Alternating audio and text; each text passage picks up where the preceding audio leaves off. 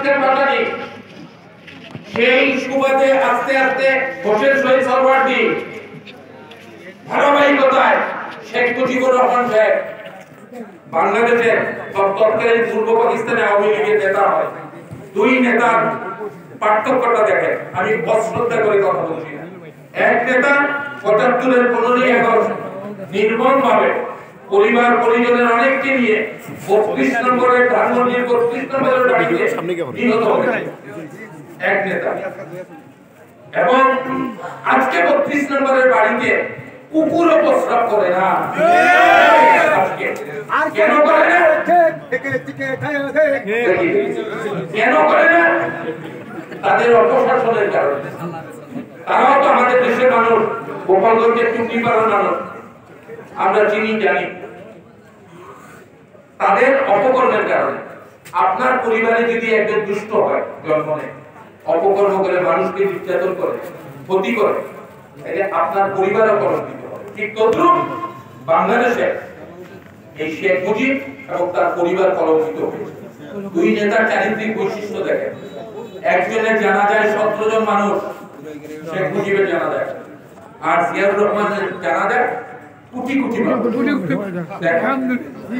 চিন্তা করে দেখেন, একজন গণতন্ত্র হত্যা করেছেন, আরেকজন এই হত্যার গণতন্ত্র থেকে গণতন্ত্র মানুষের কাছে ফিরিয়ে দিয়েছে।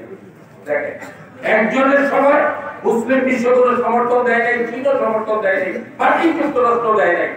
আরেকজনের সময় মার্কিন যুক্তরাষ্ট্র দিয়েছে, চীন দিয়েছে, মুসলিম বিশ্ব সমর্থন দিয়েছে। পার্থক্য দেখেন, এই হলো জিয়া এবং মুজিবের মধ্যে পার্থক্য। আসেন এবার খালেদা জিয়া হাসিনার মধ্যে পার্থক্য। হাসিনা এমন ভাবে দেশ শাসন করেছে, তার ভিন্ন মত কাউকে রাখবেন না। এখানে আমরা অনেকে আসামি, আমিও আসামি।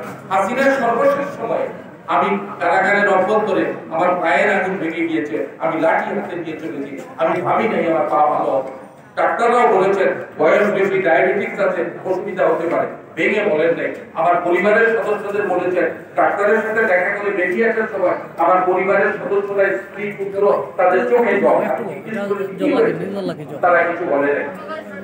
এই খালেদা জিয়া তিনি বলেছেন তিনি দেশ ছেড়ে যাবেন না, এই দেশে তিনি মৃত্যুবরণ করবেন, পৃথিবীর কোথাও তার কোনো প্রভু নাই। আর হাসিনা নিজের জীবন বাঁচানোর জন্য আমরা দেখেছি হেলিকপ্টারে করে কিভাবে পালিয়ে গিয়েছে।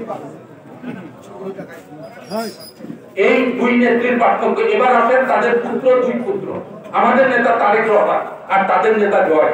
এই জয় তার মায়ের এই বিপর্যয়ের সময়, আওয়ামী লীগের বিপর্যয়ের সময়, এই কয়েকদিন আগে আরেকটি বিয়ে করেছে, ইহুদি বিয়ে করেছে। দেখেন, তারেক রহমান